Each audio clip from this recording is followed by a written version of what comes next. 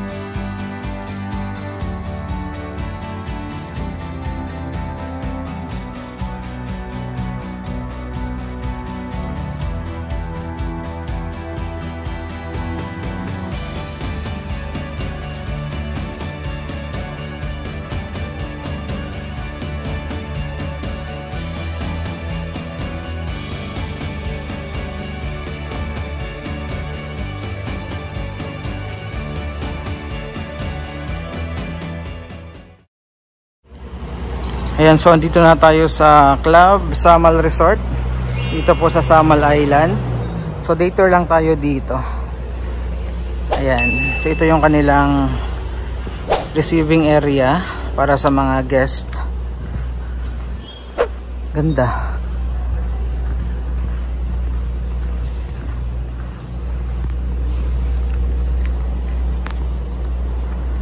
Oh, ganda ng view.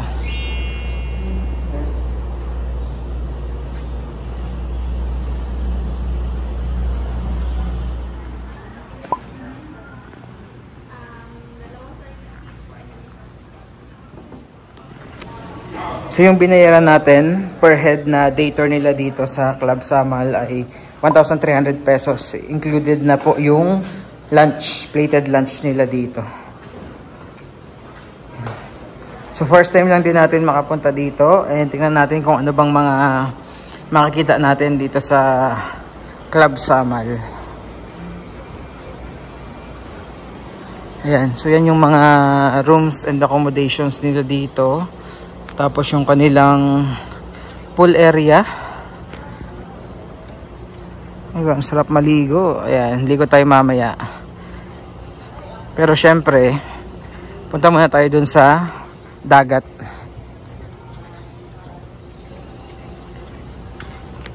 Pero mamaya tayo maliligo dyan. Ayan, sarap maligo.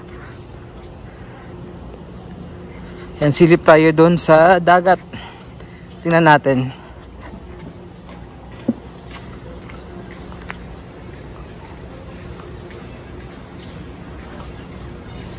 Ayan, so kasama na sa lahat, no, yung binayaran natin, yung access dito sa pool, access sa beach, and also yung lunch, plated lunch mamaya. So ito yung sa may dagat area nila. And ganda ng buhangin nila dito, white sand. Yung kanilang restaurant.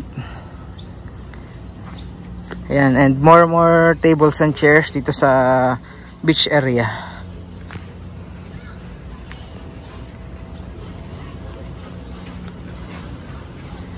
May punta tayo dun sa dagat.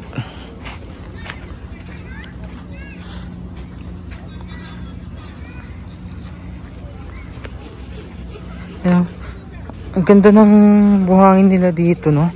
Sobrang pino. Ayan. Fine white sand talaga. Ganda. Yung napuntahan kasi namin sa Canibad, which is sa ibang area ng Samal, parang less than 1 hour travel from port. Medyo mabato naman dun yung buhangin at medyo malalaki. So dito, kung makita nyo, ayan, sobrang pino ng buhangin. Ganda.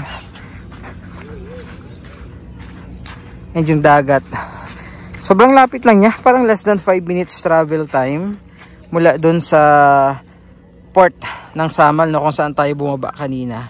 So ikot ko muna yung ating camera para makita nyo po. Ayan. Actually meron din pala sila ditong boat transfer, oh, from Davao City papunta dito mismo sa resort. Yun nga lang, mas mahal ata as compared pag sumakay ka ng barge worth 20 pesos. Yan. Okay tayo.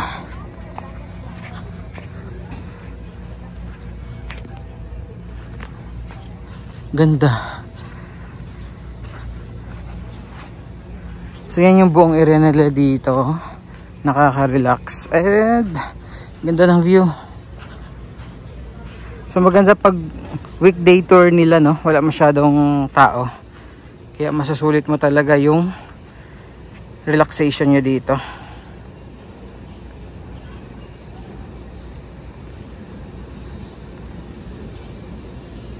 Okay, so ikot ko muna yung ating camera.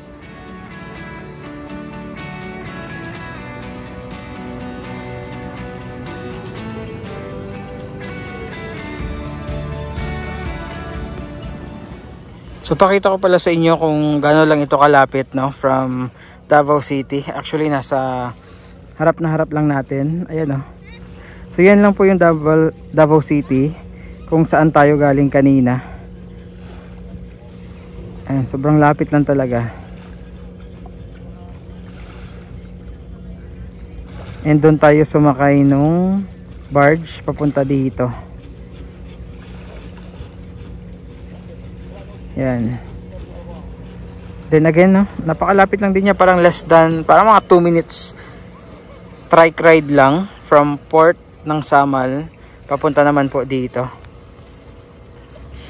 So naglakad na tayo dito ng nakapaa kasi ang ganda ng ano, buhangin, sobrang pino and hindi gaanong mabato. And yung spot na to mas maganda, no, as compared dun sa may pool area kasi medyo mainit dun, pero dito and ang presko kasi under the tree yung mga tables and chairs at pati yung upuan na yun na pwedeng humiga. Siyempre facing ka dun sa napakagandang dagat. Ayan. Ganda ng buhangin nila dito. Ganda ng buhangin, oh.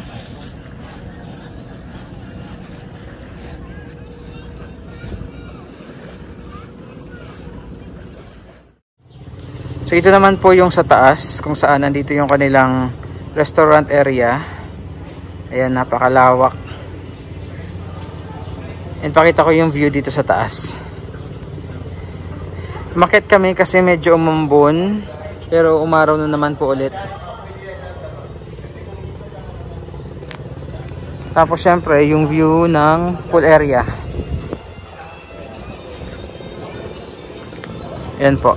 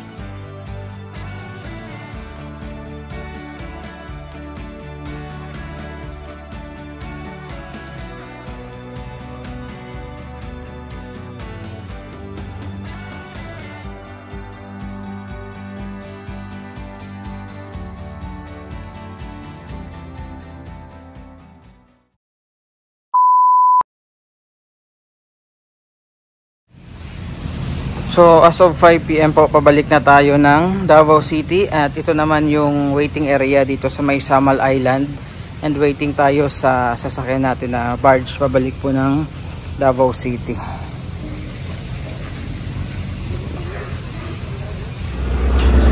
So pasakay na tayo ulit pabalik ng Davao City. So ganun lang din, sakay sa barge, bayad ng 20 pesos, then ilang minutes lang na biyahe. So nasa Davao City na tayo ulit mamaya.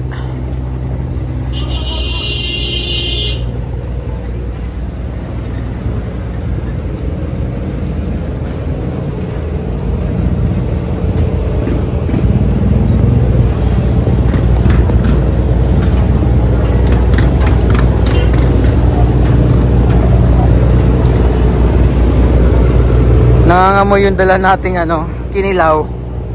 Yung sobra kanina sa lunch. Iba yung iba yung ferry natin this time. So iba yung sinakyan natin kanina, iba din ngayon. Okay, so pakita ko sa inyo yung view naman dito sa may Samal side. Sobrang lapit lang natin. Doon lang tayo nagstay, oh. Yan. Yung next resort after nung parang may maliit na kubo.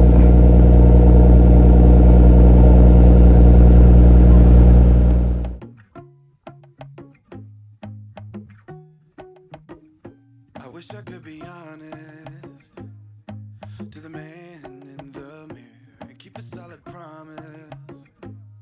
But he always disappears. He's gone way too fast. Can't keep up. I'm running out of gas. Sitting shotgun with the devil in a flask.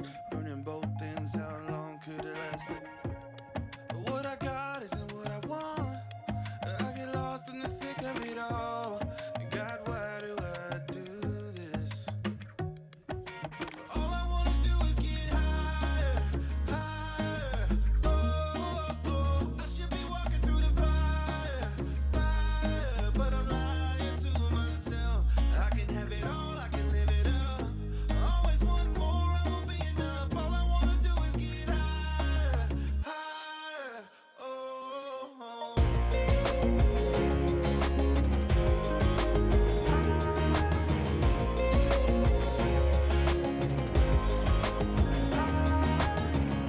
I'm looking for a reason, something stronger I can hold on to. Not the same old foolish feeling, like this dead end road I've been tracing down. I know this empty soul can change my way, and away it goes.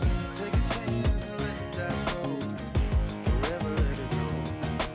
All I wanna do is get higher, higher. Oh, I should be walking through the fire, fire. But I'm lying to myself. I can have it all, I can live it up. Always want more, I won't be enough. All I wanna do is get higher, higher. Oh.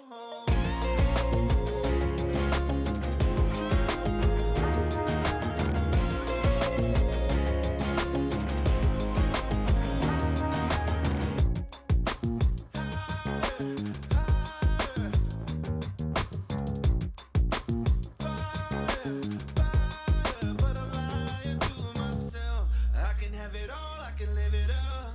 Always want more, I won't be enough. All I wanna do is get higher, higher.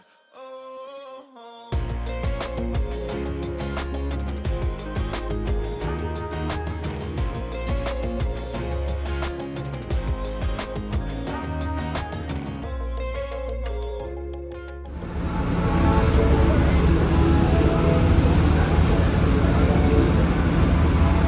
So welcome back to Davao City. Ayan. Nag-dater lang tayo dun sa Club Samal. 8 to 5.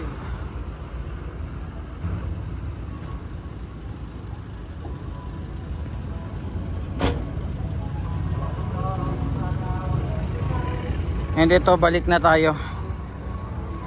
So yun lang. Ganun lang po kadali. Pero syempre, abangan natin yung matapos yung Samal Island Davao City Connector Bridge. So yun muna, maraming salamat and ingat po tayong lahat.